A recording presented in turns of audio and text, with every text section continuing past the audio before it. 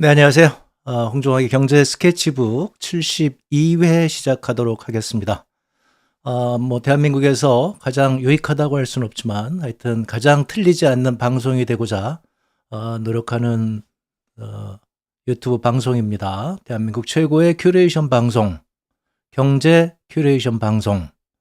네, 72회는 삼성 위기론과 한국 경제의 한계, 이런 제목으로 말씀을 드리도록 하겠습니다.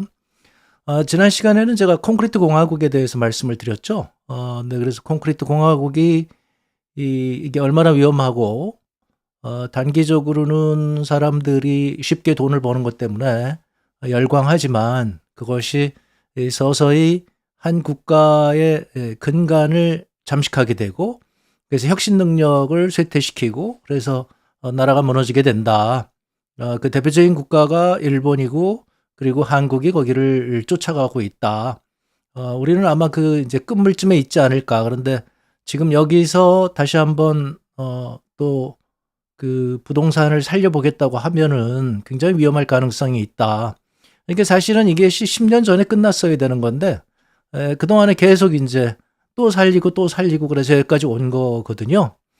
지난 10년간 한국은 그렇게 시간을 보냈는데 제가 지난 시간에 얘기했는데 오늘 또 그 현 정부에서 큰 발표를 하나 했죠. 제가 예상한 대로 뭐 부동산 경기 부양을 위해서 장기적으로 추진해 왔던 그래서 그 이제 그 주택 가격의 세제의 근간이 되는 현실화를 중단하기로 했죠.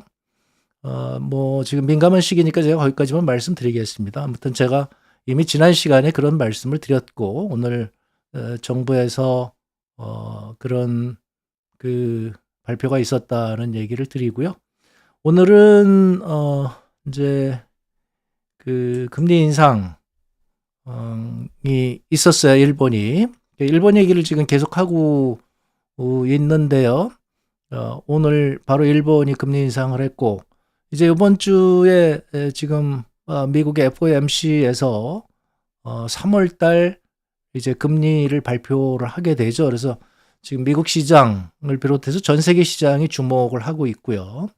또 이제 관심이 끄는 게 오늘 일본 그 중앙은행이 어떻게 발표하느냐, 이게 관심을 끊었죠. 그 얘기를 잠깐 하고요. 그리고 삼성 위기론이 불거졌어요. 그 얘기를 좀 하고요. 그렇다고 한다면 뭐 저는 그게 삼성의 위기가 아니라 대한민국의 위기라고 보는데요.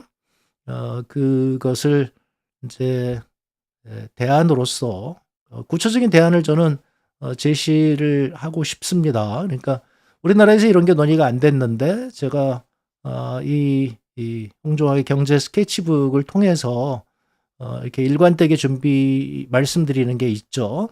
그 얘기를 다시 한번 말씀드리도록 하겠습니다. 네.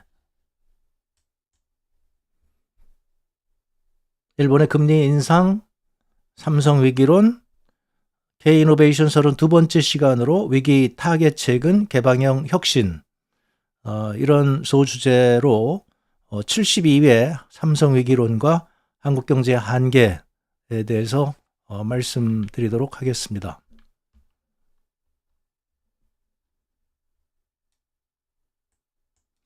네, 김현찬 님이 항상 귀한 말씀 감사드린다고 메시지 올려주셨는데요. 이렇게 시청해 주셔서 감사드리고요.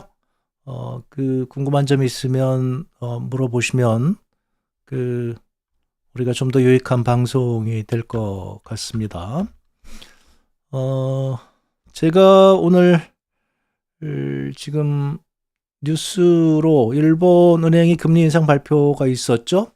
근데 이제 그 경제 스케치북에서는 이미 작년에 말씀을 드린 바 있습니다. 그래서 우에다 가즈오 일본 은행 총재가 작년 1년 전쯤에 이제 새로 임명이 됐죠.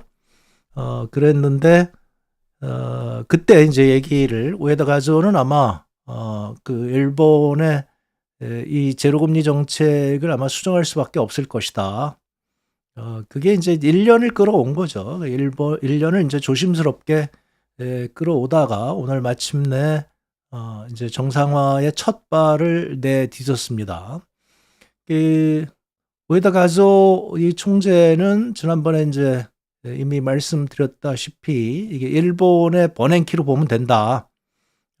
레리 서머스 교수가 이제 그렇게 얘기를 했죠. 이게 같은 선생님 밑에서 MIT 대학에서 버냉키와 같이 이 수학을 한 그런 분이고요.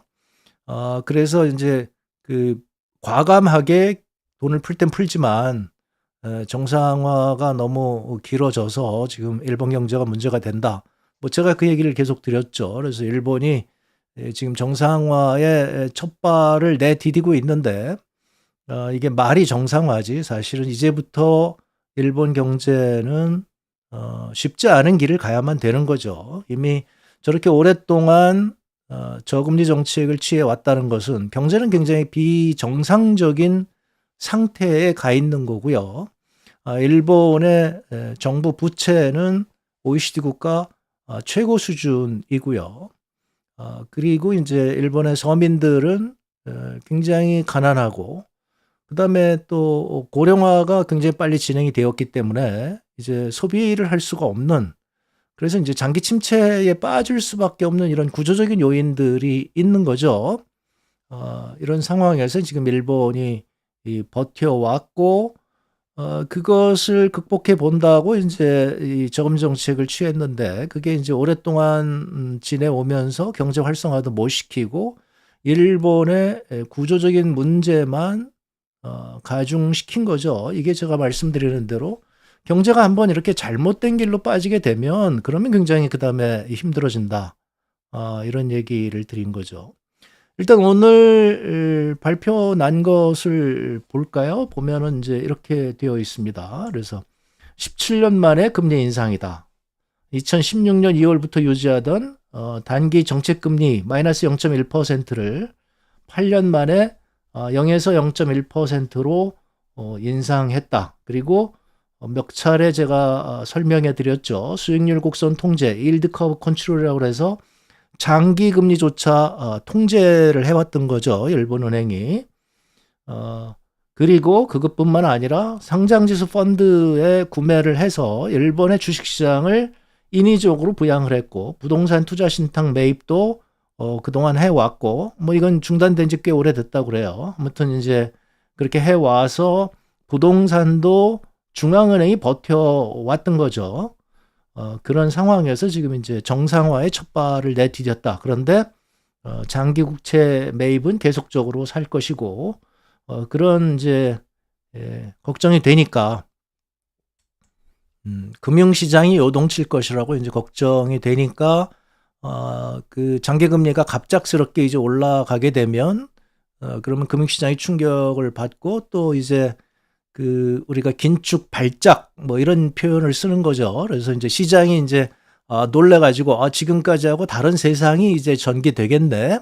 그래가지고 이제 행동을 바뀌게 되면 금융시장이 요동을 치게 되고 그렇게 되니까 이제 이 우에다 가즈오 총재는 걱정이 되어서 일단 정상화의 첫 발은 가되 조심스럽게 가겠다. 그래서 장기 국채도 그대로 사들이겠다. 지금 이렇게 발표를 해서 당장의 시장의 충격은 없었고요. 그리고 오히려 이제 정상화 될 거라고 사전에 예상이 되어서 그 엔화가 조금씩 고평가됐는데 오늘 보니까 별거 없더라 해서 오히려 또 이제 엔화 가치가 더 떨어졌다. 뭐 이런 얘기가 지금 시장에서 있는 거죠.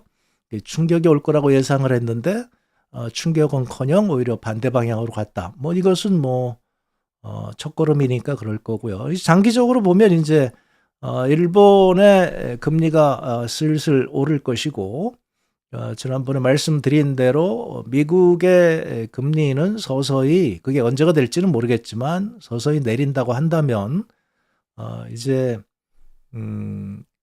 엔화는 서서히 이제 그 엔화 가치가 높아질 것이다. 그러면 이제 조금 높아진다고 할 때 벌써 이제 금융시장에서는 돈이 대규모로 움직이니까 금융시장에 충격이 오는 거거든요. 그거를 지금 걱정을 하고 있는 거죠. 그래서 외환시장이 요동칠 가능성이 있다. 이런 얘기를 드리는 겁니다.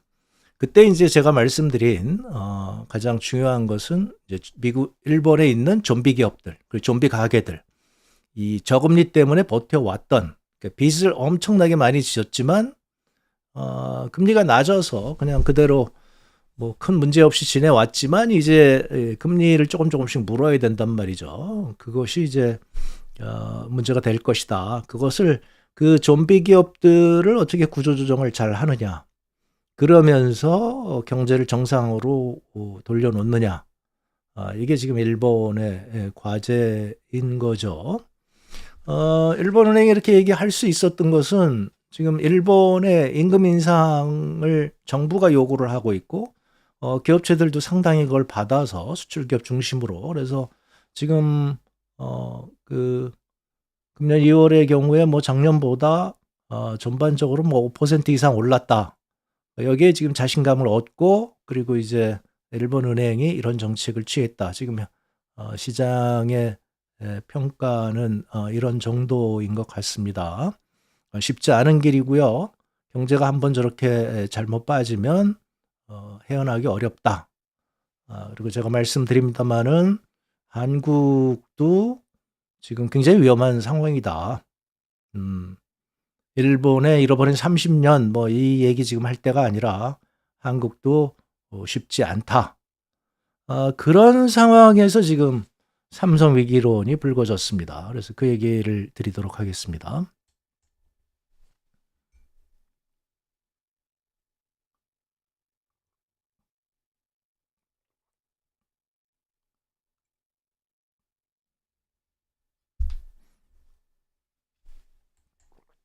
이 삼성 위기론이 굉장히 재밌어요. 이게 좀 우리나라에서 삼성을 언론이 비판하는 경우는 예외적인 경우거든요. 저희 같은 사람은 뭐 이런 그 우리 한국 대기업의 그 지배구조 문제 그리고 우리 정경유착의 문제 또 정관유착 이런 문제에 대해서 항상 그 경각심을 갖고 그런 얘기를 많이 드립니다마는 언론이 이것을 언급하기는 쉽지 않거든요. 그래서 실질적으로 언론은 삼성의 문제에 대해서 거의 언급하고 있지 않고요. 그런데 최근에 지금 SK 하이닉스의 D램에서 특히 인공지능을 위한 D램이라고 하는 HBM, 그리고 그 중에서 이제 첨단이라고 하는 HBM3, 여기에서 지금 SK 하이닉스에 밀렸다. 그래서 엔비디아가 삼성하고는 지금 계약을 하지 않고 SK 하이닉스하고만 계약을 한다.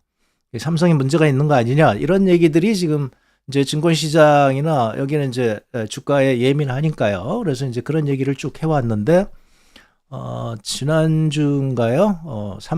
KBS의 시사 프로그램에서 1시간에 걸쳐서 삼성의 문제를 정면으로 다뤘습니다. 그리고 뭐 마치 약속이나 한 듯이 각종 유튜브에서 삼성이 문제가 있다, 이런 얘기들을 쭉 해요. 이거 그렇게 좋은 신호는 아니거든요. 지금 공영방송이 저런 방송을 할 수 있을까? 요즘 KBS도 역시 지금 지배구조 문제가 있잖아요. 근데 지배구조 문제가 있는데, 그 지배구조 문제가 있는 KBS에서 그동안 좀처럼 방송하지 않던 삼성의 문제를 저렇게 들고 나왔다. 가볍게 볼 일은 아니라는 거죠. 근데 아무튼 그 내용은 굉장히 재미있어요. 그래서 여러분들이 그걸 한번 보시면 시사계획 창이라고 하는 거죠. 뭐 다시 지금 재방송 볼 수 있으니까요. 여러분들이 보시기 바랍니다. 굉장히 재미있어요. 그 중에서 이제 그런 게 이제 상징적으로 나온 거죠. 그래서 첫 번째, 삼성이 왜 문제냐? 지금 삼성이 이 휴대폰을 새로 내놨죠. 갤럭시 24를 내놨는데, 이것이 갤럭시 24가 인공지능을 탑재하고 있어서 굉장히 인기다 하고 자랑하는 그런 휴대폰이죠. 그런데 이 방송에서 그 갤럭시 24를 뜯어봤죠. 그래서 거기에 그 핵심 두뇌가 어디서 만든 거냐, 이걸 찾았더니 놀랍게도 TSMC더라 이거죠. 네. 삼성도 그 칩을 만드는데, 삼성의 칩보다는 그 퀄컴의 칩이 훨씬 더 우수하기 때문에 퀄컴의 칩을 썼고, 그럼 퀄컴이 그걸 디자인해서 삼성이 그걸 만들 수 있는데 퀄컴이 그걸 삼성에 안 맡기고 그걸 TSMC에다 맡겼다는 거죠. 그래서 삼성이 자랑하는 최신 휴대폰에 퀄컴과 TSMC, 뭐 퀄컴은 뭐 그 휴대폰 그 칩 만드는 데는 뭐 굉장히 그 특화되어 있는 기업이니까 그건 그렇다고 치더라도, 똑같이 파운드리를 하고 있다고 하는 TSMC를 쫓아가겠다고 삼성이 2019년도에 이미 발표를 했는데 지금 못 쫓아가고 있죠. 그런 상황에서 삼성의 최신 휴대폰에 TSMC에서 만든 칩이 들어갔다. 이것은 상징적인 것이 아니냐, 이 얘기를 하고 있어요. 뭐 굉장히 재밌는 얘기가 되는 거죠.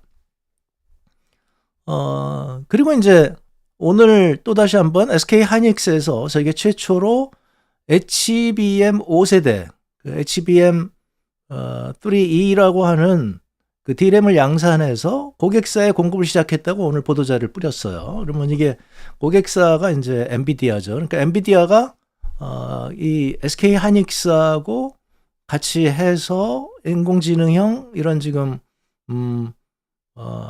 최고성능 초고성능 이런 칩들을 만들고 있는데, SK 하이닉스가 지금 다른 그 마이크론이나 삼성보다 앞서서 양산을 했다. 지금 삼성도 뭐 SK 하이닉스보다 앞선 것을 만들었다고, 개발했다고 발표를 했는데 지금 고객사에 공급은 못하고 있단 말이죠.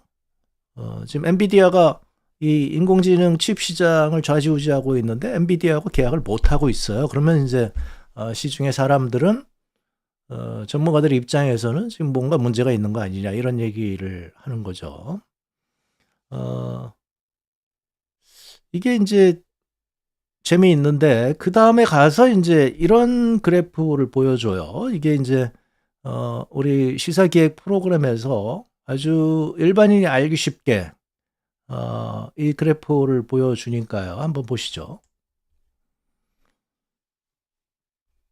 그래서 이 얘기는 뭔가 하면은요. 삼성이 이 이게 그 1998 년서부터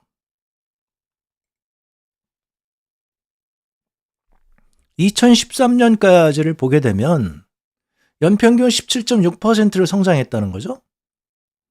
그런데 2013 년을 기점으로 해서 그 후 10 년은 1.25% 밖에 성장을 못 했다. 그러니까 성장 곡선이 완전히 꼬꾸라졌다. 이 그래프를 보게 되면 우리가 통상적으로 우리 좋은 기업이라고 하면은 인제 안정적으로 성장을 하는 거죠. 그래서 뭐 연 17% 씩 지금 뭐 거의 이 15 년간을 성장해 왔다. 이거는 굉장히 좋은 기업인 거죠. 그런데 최근에는 지금 1.25% 밖에 성장하지 못했다. 더 놀라운 것은 이것은 인제 원화 기준이었는데 달러 기준으로 이거 한번 바꿔 보자. 그래서 이 방송에서 인제 바꿔 봤더니 달러 기준으로는 연 0.8% 역성장을 했다 평균적으로. 그렇게 삼성이 이 이게 지금 문제가 있는 거 아니냐 이런 얘기를 하는 거죠. 그래서 뭐 쉽게 지금 얘기하는 대로 보게 되면 어 그 아주 쉽게 인제 이렇게 보여주니까요. 설득력이 있는 거죠. 그래서 삼성이 최근에 지금 뭔가 문제가 있다. 이런 얘기들을 지금 하고 있는 거죠.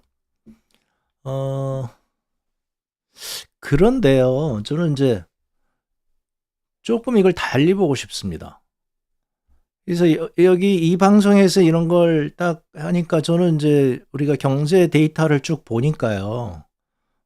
제가 한국의 경제 성장률도 보여드린 적이 있잖아요. 그럼 그거하고 같이 보시게 되면 이게 쪼끔 이 지금 삼성의 문제라고 얘기하는 것이 이게 과연 삼성만의 문제인가? 그런 얘기를 좀 드리고 싶은데요.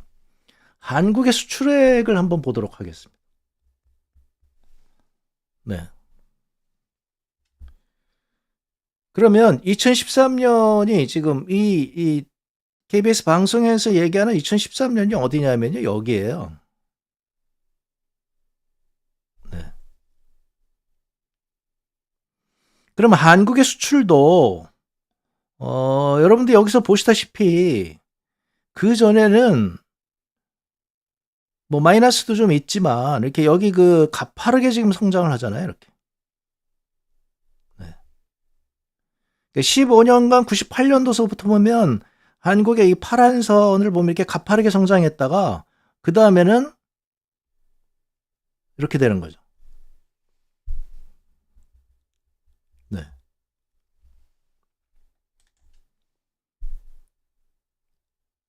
제가 드리는 얘기는 삼성은 80%가 해외에서 매출이 일어난대요. 그러면은 한국의 수출도 역시 마찬가지로 한국의 수출에서 삼성의 수출이 차지하는 비중도 매우 높지만 한국의 수출도 똑같은 과정을 거쳤단 말이죠.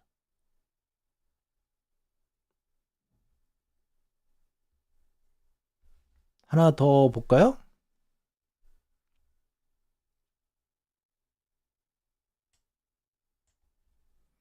중국의 수출만 보도록 하겠습니다. 네. 중국의 수출만 보면은요.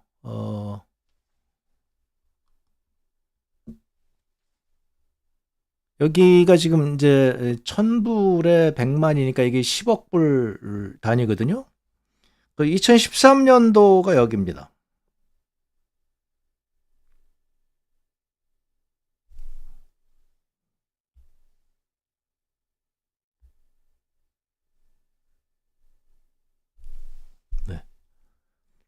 여기도 마찬가지로요. 한국의 대중국 수출이 1998년서부터 보게 되면 이렇게 가파르게 올라왔죠.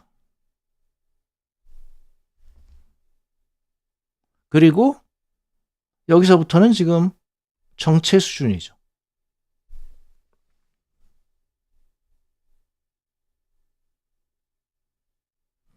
그러니까요. 대중국 수출의 지금 비율을 보게 되면 지금 전반적으로 지금 이렇게 지금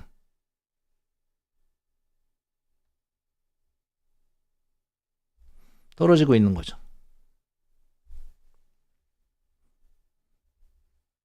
네. 예. 그 시사기획 프로그램에서 이것까지 보여주셨다면 저는 조금 더 설득력이 있었을 것 같은데요. 그러니까 이건 지금 삼성의 문제가 아니라 한국 경제의 문제라는 거죠. 네. 그리고 이 문제의 핵심은 대중국 수출에 있는 거죠. 대중국 수출이 왜 이렇게 됐느냐? 여기에는 이제 두 가지 문제가 있는 거죠. 하나는 근본적으로 중국이 1980년대에서부터 이제 성장을 서서히 하기 시작해서 그래서 2000년대가 들어오면 이제 가속도가 붙게 된단 말이에요. 그래서 중국이 가속도가 붙으면서 중국이 이제 세계 공장이 되고 그러면서 한국과 일본으로부터 소재 부품을 사들이게 되죠. 거기에 핵심이 이제 반도체고요. 그러다가 그거를 이제 여기 이 방송에서 지금 2013년을 기점으로 삼았는데 대개 그 정도 되어서 중국이 이제 더 이상 한국에 의존하지 않고 자체적으로 그걸 대체해 나가기 시작하는 거죠.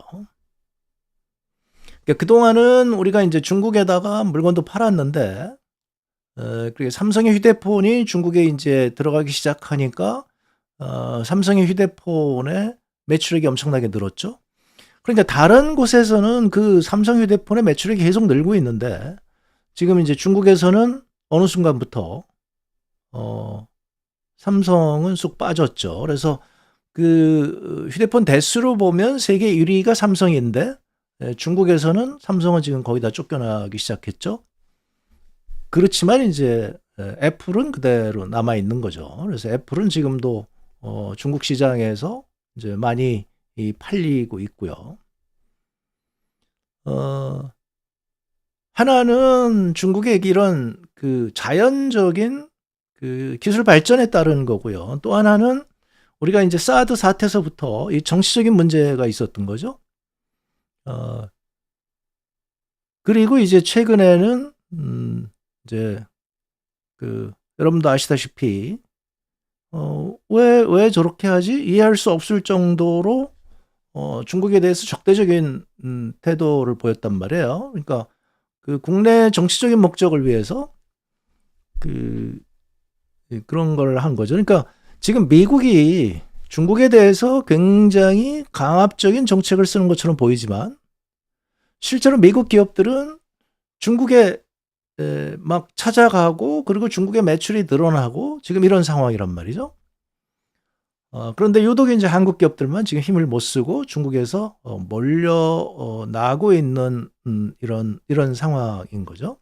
그것이 지금 어제 오늘 일이 아니라 계속적으로 지금 2013년도서부터 그게 뭐 하여튼 2013년 금방 어디서부터 지금 이렇게 된 것이다. 그러니까 이것을 가지고 이 그래프를 가지고 삼성의 위기라고 얘기하는 것은 적절치 않다. 네. 이것은 삼성의 위기가 아니라 한국 경제의 위기다. 이렇게 봐야 된다는 것이죠.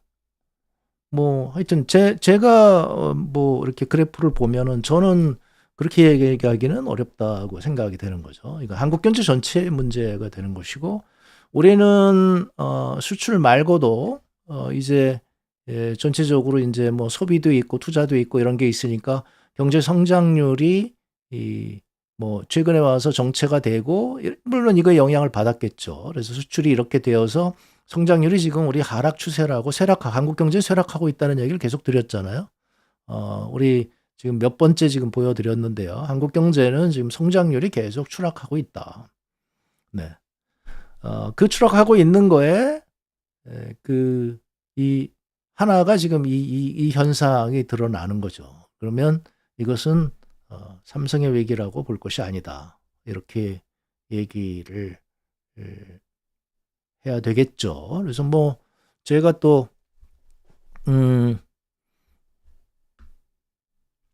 이렇게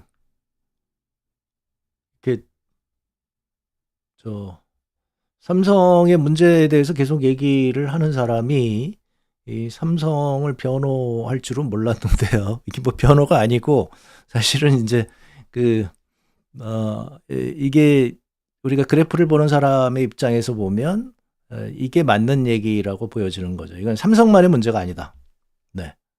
하지만 이제 앞에서 얘기한 대로 그 문제는 계속 있는 거죠. 그래서 우리가 지금 위기로 나온 것을 다시 한번 보게 되면 되게 그런 얘기들을 많이들 하세요. 그래서 삼성이 지금까지 D램 시장에서 불과 이제 얼마 되지도 않았는데 90년대 초에 들어가서 이렇게 세계를 석권하게 된 것은 그때마다 몇 개의 중요한 순간에 인텔이 먼저 앞서간 기업인데 그 인텔보다 더 좋은 생산 기법을 이제 자기네가 찾아내고 그리고 그것을 고집을 한 거죠. 그리고 거기다 막대한 투자를 하고 이게 생산 기법이 더 효율적이다 보니까 값을 더 내릴 수 있었고 그래서 D램에서는 이제 뭐 인텔을 오히려 앞서가고 뭐 이렇게 됐다. 일본 기업들을 오히려 또 압도하고 이런 중요한 몇 가지 순간에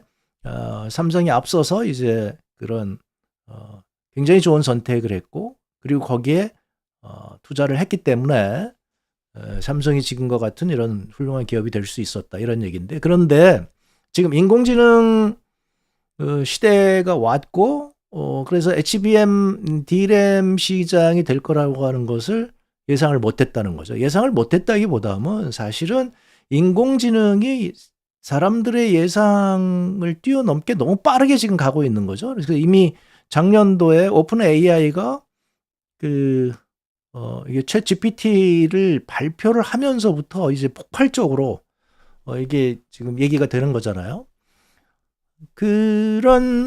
거기서 지금 삼성의 판단 착오가 있었다. 제가 이해를 잘 못하는 부분은 사실은 HBM의 문제가 아니라 인공지능의 문제거든요. 삼성이 인공지능에 대해서 상당히 연구를 하고 있었는데 한국에서 이제 삼성이나 네이버, LG 뭐 이 정도가 인공지능에 대해서 연구를 하고 있다고는 알고 있죠.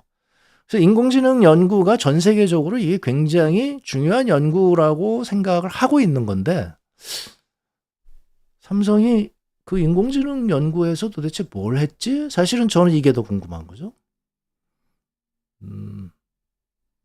그러면 그 인공지능 그런 연구를 하다 보면 이 HBM이라고 하는 D램이 굉장히 중요하다는 것을 누구보다도 먼저 알았을 건데 삼성의 인공지능 연구에 대해서 저는 사실은 의구심이 좀 가요.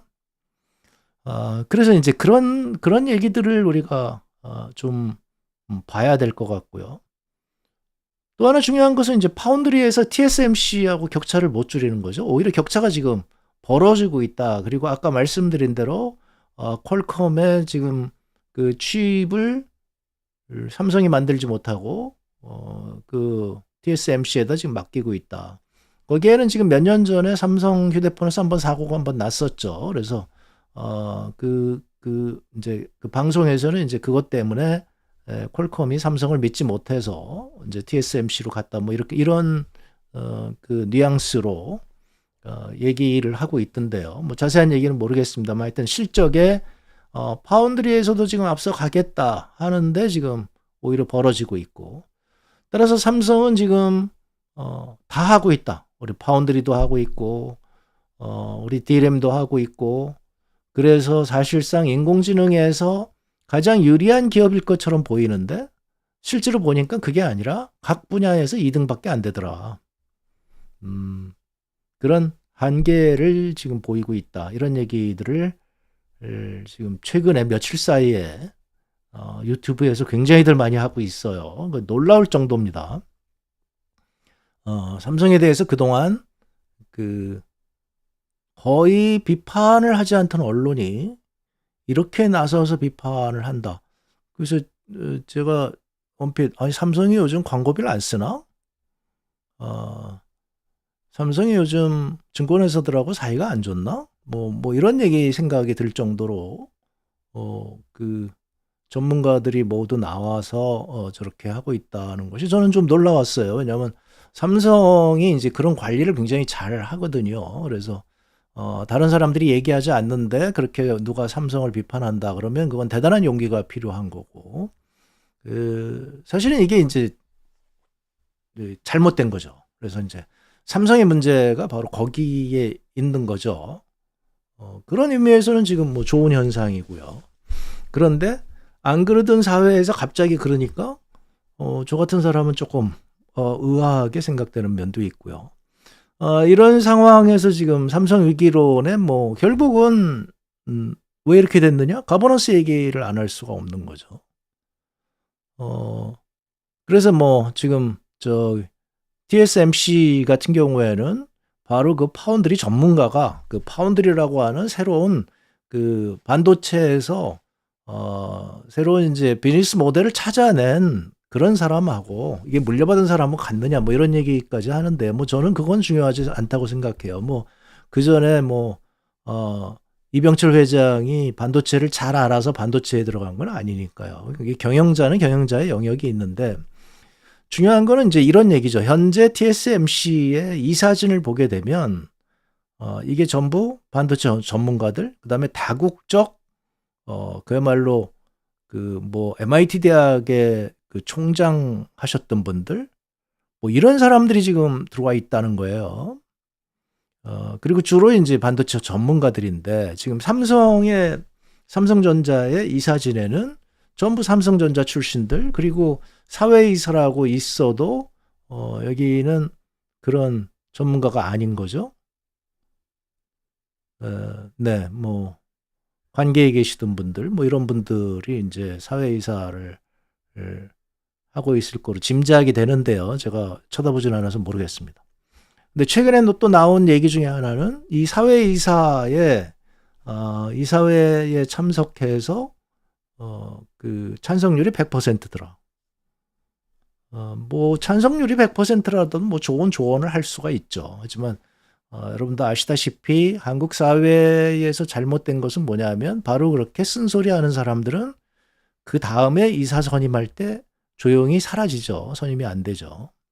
이게 이제 공무원들이 사용하는 방식이거든요. 이게 관료주의 사회에서 사용하는 방식이에요. 그래서 현재 한국의 정부에서도 민간의 얘기를 많이 들으라고 그래서 민간의 위원회가 굉장히 많이 개설이 되어 있고 민간 합동으로 하는 위원회가 굉장히 많습니다. 근데 그러면 그 민간 위원을 누가 선임을 하느냐? 공무원들이 선임하는 거죠. 그래서 이제 와서 쓴소리 하는 분이 있으면 그냥 조용히 듣습니다. 그러다가 다음번 임명할 때 그런 분들은 사라지는 거죠. 그래서 서서히 그냥 뭐, 그 자기 선택이 되는 거죠. 나는 여기 오래 있고 싶다? 그러면 그냥 조용히 있으면 되는 거고. 그리고 이제 그냥 조용히 있으면 안 돼요. 그래서 이제 공무원들이 원하는 게 있어요. 공무원들이 자기네가 하고 싶은데 그거에 대해서 논리를 만들어주는 것. 이런 것들을 하는 분들이 이제 계속적으로 그 이제 임명이 되고, 그리고 그분들이 이제 무슨 이런저런 프로젝트를 받아가고 이런 거죠. 이 지금 한국 대기업의 이사진들도 되게 마찬가지죠. 대기업의 이사진들도 그런 그 기존에 있는 사람들이 하던 얘기를 그들이 원하는 얘기를 해주는 사람은 남아 있는 것이고, 그렇지 않으면 이제 조용히 다음번 이사진 개편할 때 또 사라지는 거고 이런 것이죠. 뭐 그런 얘기들이 지금 갑작스럽게 지금 쏟아져 나오고 있습니다. 그러니까 좀 이상하게 보이는데요. 뭐 하여튼 저희는 그냥 뭐 사실대로 그대로 얘기하면 그런 사실들이 있다. 네, 그거는 이제 뭐 그냥 그것은 객관적인 현상이니까요. 그런 현상들이 있다. 단지 그것을 어떻게 해석할 것인가? 이거에 대해서는 좀 뭐 다양하게 분석을 해볼 필요가 있다는 것이죠. 저는 이제 계속적으로 그 개방형 혁신에 대해서 말씀을 드렸고요. 그리고 저는 계속적으로 한국의 이런 문화가 지금 굉장히 혁신이 빠르게 이루어지는 시대에는 이런 폐쇄적인 문화가 뒤처질 수밖에 없다. 이런 얘기를 제가 드리는 거죠. 속도가 지금 굉장히 빠르게 가고 있단 말이에요. 그러면 그 혁신의 속도가 빠를 때는 그 혁신의 프론티어에 있는 사람들이 굉장히 중요하거든요. 그 한 사람이 뒤처져 있는 사람 100만 명보다 훨씬 더 중요한 역할을 하고 있는 거죠. 그게 이제 오픈 AI가 보여주잖아요. 바로 프론티어에 있던 몇 사람이 모여서 우리 이런 거 해보자 하니까 갑자기 뭐가 튀어나오는 거죠. 그게 한번 튀어나오니까 저게 돼? 그러니까 지금 굉장히 많은 곳에서 이미 저게 된다는 걸 알았기 때문에 그것을 다시 만들기는 그렇게 어렵지 않은 거죠. 이제 그러다 보니까 그러면 이제 좋은 그 반도체가 필요한 거고 그걸 지금 엔비디아가 장악하고 있고 그 엔비디아가 사용하는 그 D램을 지금 하이닉스가 제공하고 있고 지금 이렇게 되는 거죠. 아니 그러면 이제 하이닉스는 날라올라야 될 건데 뭐 많이 오르긴 했지만 지금 그러지 못하고 있죠. 그 이유는 지금 뭐 여러 가지 이유가 있겠지만 그것도 또 이제 답답한 거예요. 삼성이 이렇게 됐으면 하이닉스 날라올라야 되는데 뭐 모르겠습니다. 뭐 저 정도면은 많이 오른 건지는 모르겠습니다. 저는 이제 지금 이렇게 된 것을 우리가 지금 이렇게 보게 되면 삼성의 문제가 아니라 한국의 문제, 한국 경제의 문제고 그 한국 경제의 문제는 바로 폐쇄적인 문화가 문제다. 이런 얘기를 드리는 거죠. 그래서 오래간만에 제가 처음에 시작할 때 그때 말씀을 드렸던 것을 다시 한번 얘기를 드리도록 하겠습니다. 그래서 저는 구체적으로 대안이 있어요. 한국 사회에서 논의하지 않는 한국 사회를 다시 혁신국가로 가고 그다음에 우리 한국 기업들을 다시 혁신 기업으로 할 수 있는 방법이 있다. 그 방법은 무엇인가? 미국의 혁신 기업들을 보면 된다. 그런 얘기를 제가 드리는 거죠. 그래서 이제 그런 얘기를 드리도록 하겠습니다.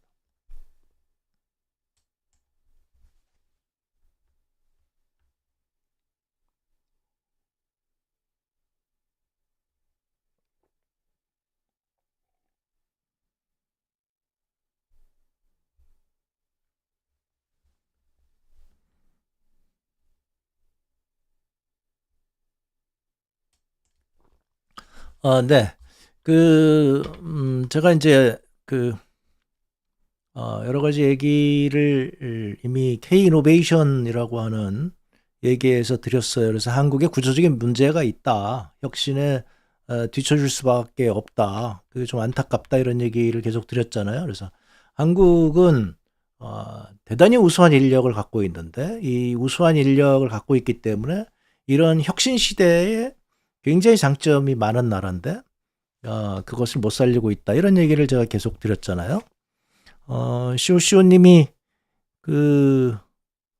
열 관리를 잘 못해서 HBM도 그렇고 파운드리도 그렇고 그게 문제라고 알려주셨는데요. 이게 이제 저희가 이제 반도체 전문가는 아니기 때문에 제가 반도체에 대해서 잘 모르기 때문에 이제 그게 안타까운 거죠. 그래서 하여튼 삼성이 어딘가에 지금 갇혀 있다. 갇혀 있는 것 중에 하나는 제가 현장에서 볼 때는 이런 기업들하고 협업을 잘 안 하더라. 우리 중소기업들이 뭐 좋은 아이디어가 가지고 있으면 그러면 항상 이제 그 아이디어에 대해서 값을 쳐주고 그거 하면은 이제 우리가 경쟁 기업을 앞서가겠네. 이렇게 되면 이제 거기에 대해서 보상을 해줘야 되는데 삼성은 그게 아니라 그동안 이제 우리 중소기업들이 뭐 가져오면 그래 너희는 우리 지금 납품할 때 우리 밖에 없잖아. 뭐 여기 아니면 이제 하이닉스니까. 지금 얘기가 그런 거죠. 그래서 한국의 기업들도 중소기업들도 삼성과 하이닉스로 지금 딱 분류가 돼 있고 여기 그룹들이 거의 교류하지 않고 뭐 이런 얘기들이 있는 거죠. 그러니까 그런 게 좀 이제 답답한 거죠. 음. 그래서 이제 제가 말씀드리는 해답은 우리 K이노베이션 시간에 제가 계속 말씀드렸다시피 왜 지금 이렇게 됐느냐 그러면 미국에서 지금 잘 나가는 기업들을 한번 보자. 최근에 이제 그 엔비디아가 주식 가격이 지금 뭐 폭등을 했죠. 엔비디아가 지금 돈을 굉장히 많이 벌고 있죠. 그래서 그 돈을 가지고 엔비디아가 뭘 하느냐? 지금 관련 기업들을 막 사들이고 있단 말이죠. 그리고 그 반도체 그것뿐만 아니라 주변과 자기네들이 하고 싶은 것에 대한 기업들을 지금 막 사들이고 있단 말이에요. 그래서 그런 기업들을 굉장히 비싼 가격으로 사들여요. 한국은 그렇게 하지 않는단 말이죠. 뭐를 우리가 하고 싶다, 한국 기업들은. 근데 저기에 기술자만 한 명 빼온단 말이에요. 그러니까 그 기업도 성장을 못하고 여기 와서 이 기술자도 힘을 발휘하지 못하고 그러니까 이제 이게 안 되는 거죠. 그런데 미국 같으면 아예 그 기업 전체를 다 사는 거죠. 그래서 당신들이 여태까지 하던 거 그대로 와서 우리 회사에 와서 근무하면서 그걸 더 발전시켜라. 그러면 이제 기존에 자기네 기업들에 있는 도움을 줄 수 있는 이 사람들이 도울 건 돕고 자기들이 배울 건 배우고 이렇게 해서 시너지 효과를 내는 거죠. 그러니까 이게 이제 한국하고 미국하고의 굉장히 그 차이가 나는 것이다. 그리고 제가 현직에 있을 때 이제 딱 보고서 이제 느낀 게 그거죠. 아, 이런 차이가 있구나. 이건 너무나 쉽게 보이는 거예요. 그래서 그 미국의 첨단 기술 기업들은 대개 뭐 지금 10년이나 20년간 수백 개의 기업들을 M&A를 해요. 그리고 M&A 전담 임원이 있어요. 그리고 M&A 전담 임원은 그냥 자기 수준에서 뭐 굉장히 그 큰 결단을 내릴 수 있는 거죠. 그러니까 우리식으로 얘기하면 뭐 1,000억 뭐 이런 것을 1,000억 기업은 그냥 손쉽게 살 수 있는. 우리나라는 그렇게 하지 않는다는 거죠. 그런 거 하나 결정하려면 뭐 이 사회 전체의 결정을 내려야 되고 뭐 이런 식으로 지금 이런 상황의 변화에 대해서 그 반응 속도가 대단히 느린 거죠. 또 이제 이런 것도 있습니다. 구글 같은 경우 보면 세계 경영을 하죠.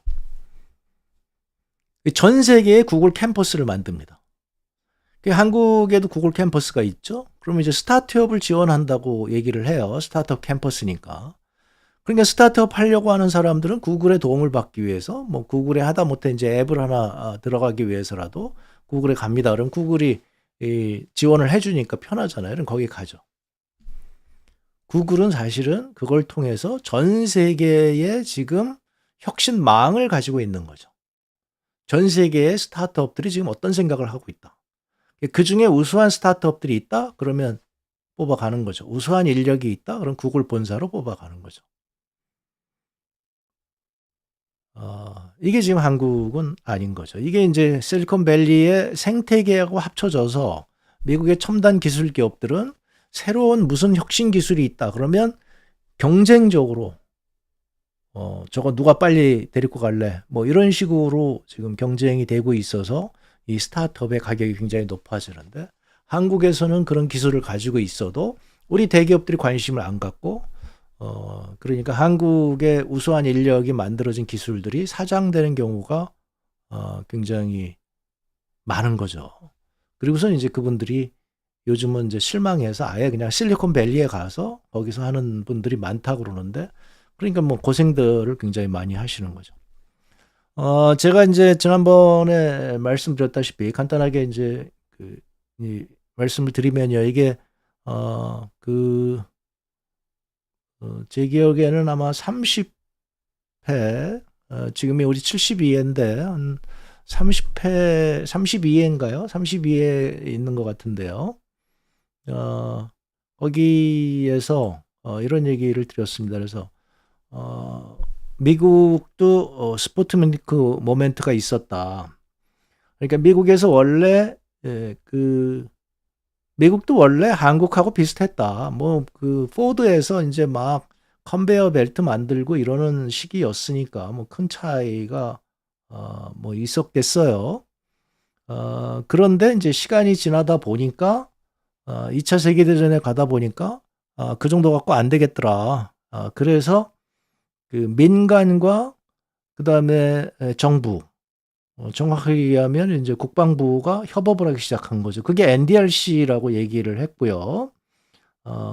National Defense Research Committee. 그게 이제 베니바 부시라고 하는 MIT 학장이 주도적으로 이걸 만든 거죠. 그래서 지금 독일이 지금 히틀러가 거기 그 독일의 그 과학자들이 굉장히 우수한데 거기서 지금 신무기들을 막 만들고 있는데 뭐 지금 미국을 보니까 여기는 뭐 뉴딜 한다 그러고 무슨 사회개혁 한다 그러고 뭐 이런 거나 하고 있고 그다음에 국방부는 그런 거에 관심이 없고 이러니까 이제 답답해서 이러다가는 이제 2차 세계대전 우리 독일한테 집니다. 그래서 이제 나중에 이제 보게 되면 일본이나 독일이 그 당시에 세계 최첨단의 전투기, 뭐 로켓 이런 거를 다 만드는 거죠. 뒤늦게 이제 영국과 미국이 합심해서 그다음에 민간의 과학자들까지 다 합해서 이제 그 이제 과학기술을 만들어 나가는 거고요. 그런 상황에서 이제 우리가 그 얘기를 할 수 있는 게 네, 갑자기 전화가 와서 죄송합니다. 우리 영화에 지금 오펜하이머 영화를 한번 보시면 이게 바로 이 얘기를 들으시고 오펜하이머를 보면 재밌어요. 그래서 이제 오펜하이머의 그 얘기가 쫙 나오는 거죠. 그래서 독일에서 핵폭탄을 만든다더라. 그러니까 이제 미국에서도 급하게 오펜하이머한테 그 임무를 맡기고 오펜하이머가 그거를 이제 성공을 시키는 거죠. 전쟁이 끝나니까 이제 이제 전쟁 끝났으니까 이제 과학자들 그동안 그 눈치 보기 싫었는데 당신들한테 이제 더 이상 우리 국방 예산 쓸 수 없어. 그래 예산도 주는데 뭐 당신들한테 그걸 왜 써? 해가지고 이제 이제 내쫓는 거죠. 그래서 베니바 부시가 그때 정치인들한테 얘기하는 거죠. 과학이라고 하는 것은 끝없는 개척지다. 따라서 여기서 투자하지 않으면 우리는 또 뒤처질 것이다. 하는데 이제 그 얘기를 안 듣죠. 그리고서 이제 절충해서 1950년에 국가과학재단을 만들고 뭐 국가과학재단이 뭐 지금도 미국에서 큰 역할을 하고 있습니다만은 그리고 있는데 이제 57년에 소련이 스푸트니크를 발사하죠. 그러니까 이제 놀래가지고 이제 미국이 대대적으로 혁명적인 변화의 길로 들어서게 되고 그때 이제 다시 얘기하는 거죠. 그때 베니바 부시가 맞았어. 그러니까 그런 기구를 만들자 해서 만든 게 나사를 만들었고 그리고 다파를 만들었죠. 그래서 다파에 대해서 제가 굉장히 많이 말씀을 드렸고요. 이 방위고등연구기획국이라고 하는 거죠. Defense Advanced Research Project Agency. 그래서 방위고등연구기획국이라고 하는 다파가 이게 사실은 미국의 비밀 병기다. 국방부 산하의 독립연구 지원기구다. 제가 말씀드리는 게 바로 이거예요. 그러니까 이제 우리가 기업들이 자기네가 내부 보안이 필요하단 말이에요. 국방부도 내부 보안이 필요한 거죠. 그러니까 내부 보안을 하면서 외부하고 교류를 하려면 어떻게 해야 되느냐? 그 중간에 독립적인 기구를 하나 만드는 거죠. 그래서 여기서 연구기구를 하나 만들어서 국방부의 보안에는 손상이 가지 않게 하면서 국방부가 어떤 기술이 필요하다고 얘기를 하게 되면 뭐 그 필요한 기술도 미래 기술이에요. 그러니까 이제 지금 얘기하는 게 바로 이 다파가 반도체를 개발을 하게 되는데 반도체를 개발하는 이유가 무엇 때문이냐면 바로 그 핵전쟁을 하기 위한 유도탄이죠. 유도탄을 얼마나 더 정밀하게 보내느냐. 그러면은 거기다 칩을 심어야 되는데 유도탄에. 그 칩이 성능이 좋으면 그러면 이제 유도탄의 정확성이 높아지는 거죠. 그래서 소련도 핵탄두를 만들었고 미국도 핵탄두를 만들었고 거기도 미사일을 만들었고 여기도 미사일을 만들었지만 소련이 자꾸 뒤처지게 된 것은 바로 이 기본적인 칩이라든가 컴퓨터라든가 여기서 뒤처지니까 소련이 뒤처지는 거죠. 이게 바로 다파의 역할이단 말이에요. 다파가 보니까 핵전쟁을 하기 위해서는 여러 곳에서 동시에 지휘할 수 있는 게 필요하다. 그래서 그런 걸 생각하다 보니까 만들어진 게 인터넷이 만들어진 거죠. 이 다파에서 인터넷도 만들고 쉬리도 만들고 이게 지금 다 아이폰에 들어가 있는 거죠. 그러니까 아이폰에 들어가 있는 기술, 이 터치 스크린이라든가 인터넷이라든가 뭐 이게 다 다파가 초기에 투자해서 만들어진 거란 말이에요. 그러니까 기술을 연구 이 기획국이라고 하는데 여기서 돈을 엄청나게 쓰는 거죠. 그러니까 민간 국방 예산이라고 하는 건 엄청나게 크니까 민간의 대학의 연구비에서 상당 부분을 여기서 나가니까 그럼 대학 교수들이 저기 연구하면 돈이 굉장히 좋네. 그러면 이제 바로 이런 거죠. 그래서 이런 미래 기술에 대해서 다파가 지원을 하는 거죠. 이 컴퓨터가 필요한데 이 핵전쟁에서 이기려면 컴퓨터가 필요한데 이게 컴퓨터가 뭐 인력이 없더라. 그러니까 다파가 대학에다가 컴퓨터 학과를 만들려고 그러고 컴퓨터 사주고 이렇게 하는 거죠. 그러니까 다파는 정확하게 목표 지향적인 기구인 거죠. 네. 네, 그런 얘기를 제가 계속 드렸고요. 그래서 이 자료는 지금 오늘 잘 안 올라가서요. 저희 커뮤니티에다가 지금 올려놨거든요. 그래서 여러분들이 커뮤니티 보시면 이 자료가 있고요. 그래서 이것은 뭐 이미 1년 전에 제가 말씀을 드렸고 제 책 K-이노베이션에 이런 얘기들이 있습니다. 그래서 방위고등연구기획국이라고 하는 것이 소수로 간접비를 최소화하면서 정확하게 목표를 설정을 하고 그리고 스타트업을 지원을 해요. 그래서 지금 이제 나중에 보면 인텔 같은 기업이 커지게 된 이유가 바로 다파 때문에 그런 거죠. 기업이 사이즈를 보는 게 아니라 대기업이면 어떻고 중소기업이면 어때 지금 핵전쟁을 하는데. 그러니까 반도체 칩의 정확성이 중요한 거야. 그래서 국방부에서 자기네가 얘기를 하죠. 우리는 이런 칩이, 이런 고성능 칩이 필요해. 그러니까 이제 인텔에 거기 이제 우수한 연구 인력들이 다른 대기업보다 더 좋은 칩을 만들면 국방부에서 뭐 비싼 돈으로 그걸 막 사주는 거죠. 그러니까 인텔이 갑자기 이제 성장하기 시작하고 뭐 컴퓨터도 다 마찬가지고 이렇게 되는 거죠. 그래서 제가 지금 말씀드리는 게 이런 겁니다. 그래서 우리 국방부도 그렇고 삼성도 그렇고 바로 이런 독립적인 연구소를 하나 만들어라.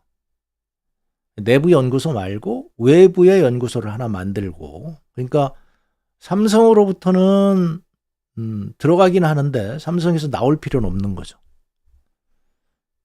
이게 이제 제가 말씀드린데 구글의 스타트업 캠퍼스 같은 거죠. 여기서 무슨 자기네가 연구가 필요하다. 지금 뭐 얘기하는 것처럼 이런 새로운 반도체 기술이 필요하다. 그리고 뭐 지금 벌써 알려져 있죠. 뭐 차세대 반도체는 어떠한 기술이 될 거다고 미래 산업이 있단 말이에요. 그러면 이제 그것에 대해서 그런 연구를 하는 사람들을 바로 여기서 지원을 하는 거죠.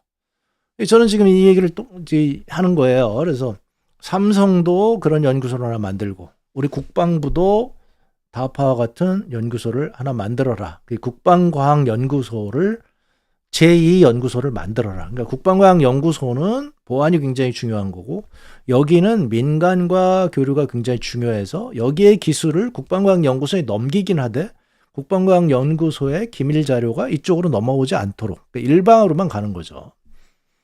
그렇게 하고 뭐 필요할 때는 뭐 대학에서 연구하다가 어떤 애로사항이 있다. 그러면 이제 여기서 그 에러를 해소해 주는 거죠. 이게 다파 방식이란 말이에요. 목표를 설정하고 그 목표에 맞는 최고의 인력들을 지원을 하고 거기 펀딩을 해 주는 거죠. 삼성이 내부적으로 지금 이것저것 하다 보니까 안 되겠다. 그러면 지금 얘기한 대로 HBM 이거 중요하지 않다고 생각해서 뒤로 밀러놨으면 한 부분에서 야 니네 그 외부에서 이거 해 하고 연구를 했었어야 된단 말이죠. 그러면 지금 쫓아가기 훨씬 더 쉬웠겠죠. 그래서 이런 기구에서 이런 스타트업을 지원하고 그다음에 연구소나 대학과 협업을 아예 그냥 뭐 독립적인 또 제3의 기업을 프로젝트 기업을 만들든지 아니면 펀드를 만들든지 아니면 연구조합을 만들든지 이런 걸 해서 이런 기술 혁신을 촉진을 시키는 거죠. 이런 게 있어야지만 생태계가 만들어지는 거예요. 이게 하루 이틀이 아니라 그 삼성도 좋고 그다음에 대한민국도 좋고 그러면 이제 우리 중기부나 산업부에서 여기에 또 지원이 들어간단 말이죠. 이런 식으로 국가의 혁신 기술자들이 모여서 협업할 수 있는 공간 이게 필요하고요. 그렇게 해서 뭔가 결과가 나왔다? 그러면 삼성이 그거를 사는 거죠. 왜냐하면 그거를 외부에다 놔뒀다가 그냥 뭐 인텔이 사가지면 어떡해요? TSMC가 사가면 어떡해요? 안 되잖아요. 그러니까 그것을 제값을 주고 사야 되는데 지금 제가 말씀드린 지금 이 단계가 국내에는 지금 다 작동하고 있지 않다. 우리 정부도 마찬가지고 그래서 정부의 R&D 예산이 액수도 뭐 크지는 않지만 효율적이지 못하고 그 효율적이지 못하고 액수도 크지 않은 걸 지금 더 줄여놨으니까 지금 국가 자해행위라고 과학자들이 얘기하는 거 아니겠어요? 그러니까 저건 정말 납득할 수 없는 그런 국정 운영인 거죠. 이제 그런 새로운 시각이 필요하다. 저는 이제 그런 대안을 말씀을 드리는 겁니다. 네, 네, 지금 시중에 뭐 이런저런 얘기가 있어서 저 나름대로 그걸 한번 종합을 해 봤습니다. 우리 시청해 주셔서 감사드리고요. 이런 얘기를 여러분들이 보시고 한번 생각해 보시기 바랍니다. 이거는 그냥 간단한 거거든요. 네. 엔비디아는 왜 성공했나? 엔비디아는 지금 돈 벌어서 뭐 하나? 지난번 시간에 제가 말씀드렸죠. 일본 기업은 돈 벌었을 때 뭐 했나? 돈 벌었을 때 자기네 필요한 것만 산 거죠. 우리는 하드웨어를 만드는데, 우리는 녹음기 만들고, 우리는 CD 플레이어 만드는데, 저기 소프트웨어를 쟤들이 안 주더라. 그냥 가가지고, 이제, 그 음악 비즈니스, 그 영화 비즈니스, 거기 사들여서 이제, 소니 영화사 만든 거죠. 이런 게 이제 단견이란 말이죠. 그것만 해도 좀 나아요. 그거보다 더 나쁜 건 이제 가가지고 부동산 투자하고 골프장 사들인 거. 이거란 말이죠. 근데 지금 이제 한국이 바로 은행에서 돈 얻어서 가서 골프장 사고 앉아 있단 말이죠. 일본에 가서. 이런 게 지금 이제, 혁신 능력이 부족한 국가에서 발생하는 일이고, 그런 쪽으로 자꾸 국가가 집중을 하게 되면 혁신 능력은 점점 떨어지게 되는 거고, 그러면 이제 기술 발전 속도가 굉장히 빠른 이런 시기에는 굉장히 위험하게 된다. 지금 한국이 바로 그런 시기고요. 오늘 말씀드린 거는 예전하고 다른 게 지금 너무나 강력한 경쟁 상대가 우리 바로 옆에 있다. 뭐 지금 현재 뭐 지금 저는 뭐 아직은 그렇다고 생각하지는 않지만 일본은 워낙 중소기업이 워낙 강한 나라고요.